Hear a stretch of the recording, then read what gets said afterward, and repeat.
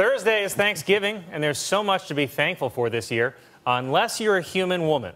The throwbacks were everywhere on this week's Saturday Night Live. Host Chance the Rapper brought back 90s R&B to beg for another Barack Obama term. Eminem and Skylar Grey resurrected Stan, and the Trump boys made a return appearance to talk a little collusion. But many tuned in Saturday to see how the series would take on former SNL star turned Minnesota Senator Al Franken, who was accused last week of groping a TV host and kissing her without her consent. Turns out they left that job to Weekend Update, which is where we begin as we take a look at the must-see moments from this week's SNL. After co-host Colin Jost opened with his Thanksgiving joke about the sexual harassment and assault allegations sweeping Hollywood and the political world, he drilled down on Franken. And he specifically referenced the photo posted by radio host Leanne Tweeden, who claimed that Franken groped her breast while she was sleeping on their flight back from a USO tour. I know this photo looks bad, but remember, it also is bad. Meanwhile, co-host Michael Che pointed out how President Donald Trump went after Franken on Twitter, but has stayed mostly silent on Alabama Senate candidate Roy Moore, who's been accused of sexual misconduct toward women in their teens. And according to Che, that's because Franken is a liberal and Trump and Moore are conservatives. And in this country, everybody has to pick a side. Except for me, I think they're all bitches. Che went on to say he doesn't know which side he would even be on if he had to pick, as he seems to be struggling a bit with his political identity. Maybe I'm liberal because I do live in a gay neighborhood, but then maybe I'm conservative because I never want to live in a black neighborhood again. Host Chance the Rapper, however, did pick a side in a sketch dedicated to former President Barack Obama. Chance joined cast members Chris Redd and Kenan Thompson to wear early 90s fashion and sing a Boyz II Men style R&B ballad called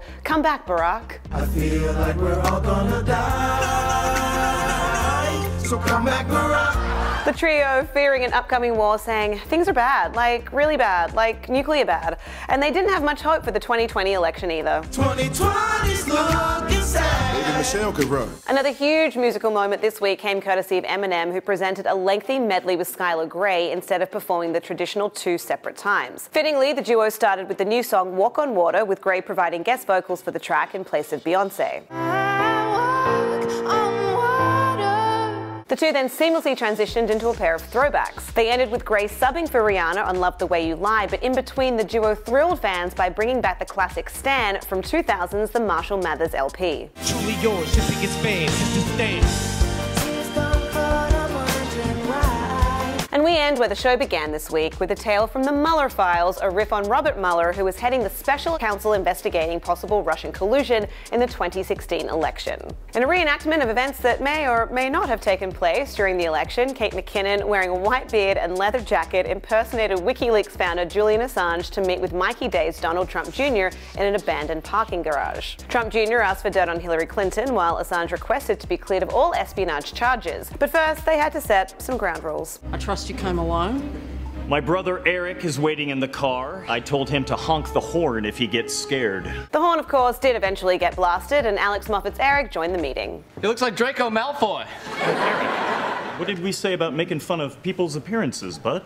That's Dad's thing?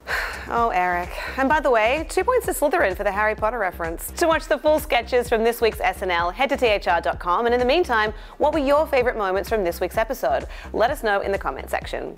For the Hollywood Reporter News, I'm Lindsay Rodriguez.